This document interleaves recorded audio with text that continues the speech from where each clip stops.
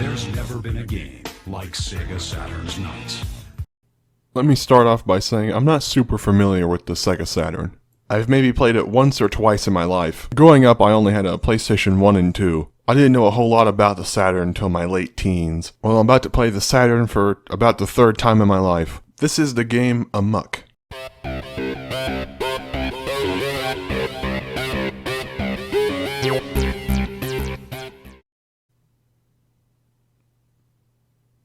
Sorry, no cool intro this time.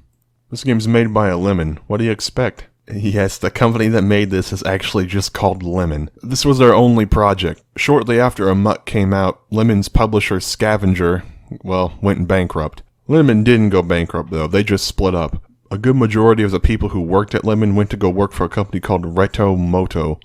They worked on Heroes and Generals, a World War II MMO I think. But that's enough about Lemon. Let's actually talk about the game Amok.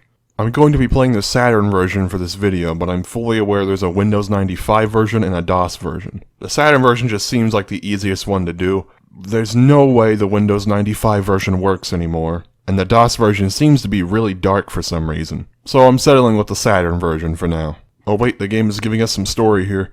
After 47 years, the war has come to an end. Lemon. No, I didn't cut that short, it just ends there. Let's just hop into the game and see what's going on. Now this is a mech-based game, but you start off in a submarine. I don't think you're supposed to, but the first thing I did was shoot all the fish. The fish are pretty stupid. So I guess that's accurate to real life. You're supposed to go to this little exit sign. It'll take you to the next level. Here we go. Our first objective. Destroy the base. Seems simple enough. This is a 3D game, but you will be using the D-pad to walk around. Now, the Sega Saturn had a 3D controller with a joystick, but most games don't support it, and this is one of them. So for now, I'm just going to be sticking with the D-pad. Even though I am using the D-pad, it controls very smoothly. This level is pretty basic. I destroy this generator thing, and then I shoot some walls down, and then this weird audio clip starts playing. Industrial age people want progress. I resurrected myself. I seriously have no idea what it's saying. Hopefully, it's not important. After that, I run into these really weird plant things. At least I thought they were plants. They're really mines. They of course blow me up and kill me. No big deal, I'll just load a save. Oh wait, there's no option to load a save. This game doesn't use a traditional load and save system. Instead, it uses the old school password system. I didn't get a password, so I guess I'm starting from the beginning. While there's nothing going on, this is a good time to mention the resolution of the game. It's really weird.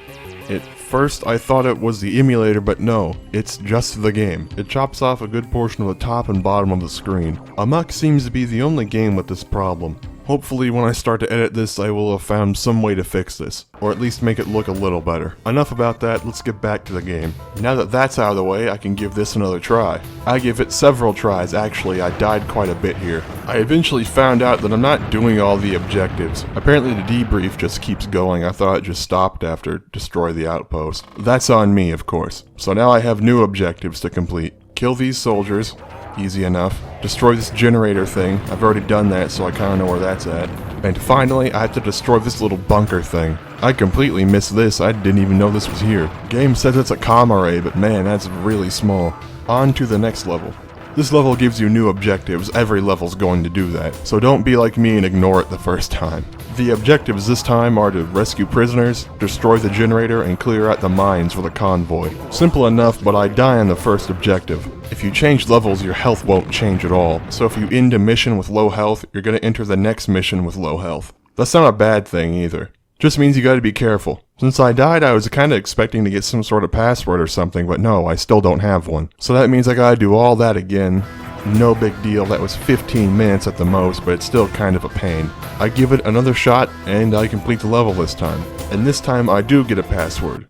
The next level is in a modern cityscape, and I gotta say, this game looks good visually, even for its age. It uses a combination of pretty much everything available. Polygons are used for the mech and vehicles, sprites are used for the little soldiers you can stomp on. They're also used for environmental details like this rock. Voxels are used on pretty much everything else. Someone once told me a voxel was a 3D pixel. Now is that true? Probably not. There's a lot more information out there on voxels if you want to learn more. I just don't have the time to sit here and explain it all. Another thing that started to grow on me was the music. At first I just thought it was okay.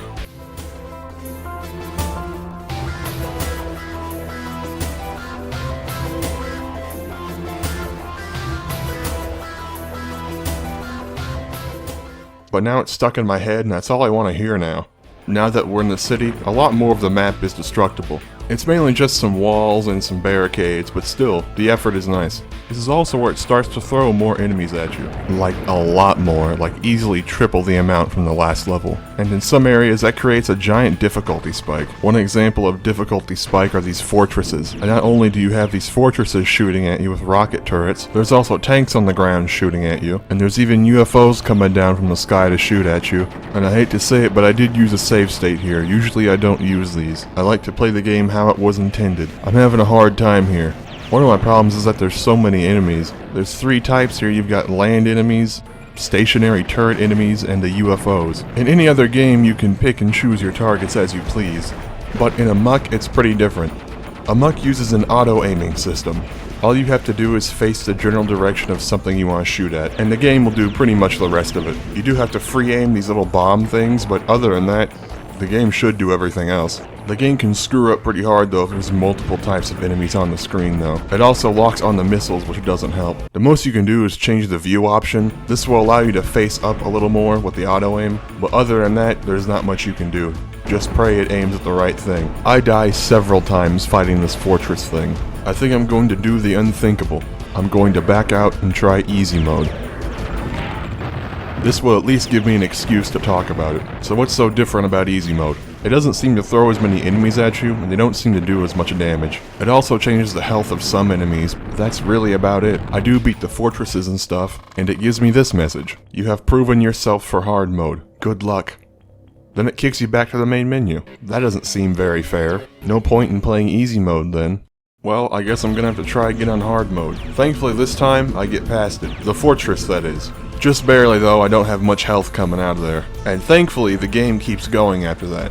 The next 2 missions involve attacking an underwater base, and these are full-scale bases with like hundreds of enemies in them. But I think this is where I'm gonna leave off. This is a good game and I don't want to spoil anything else for you.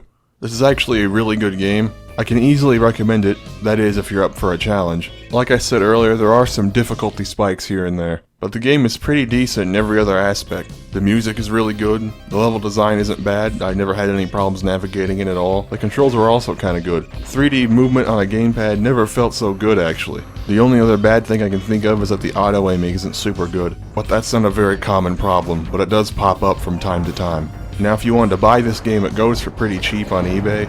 About 40 bucks for the Saturn version. The Windows 95 version is around that price range too. The DOS version isn't cheap, it's usually hovering around $20 to $30. There's also other means of getting it, but I can't really talk about that here. Well, that's pretty much the video.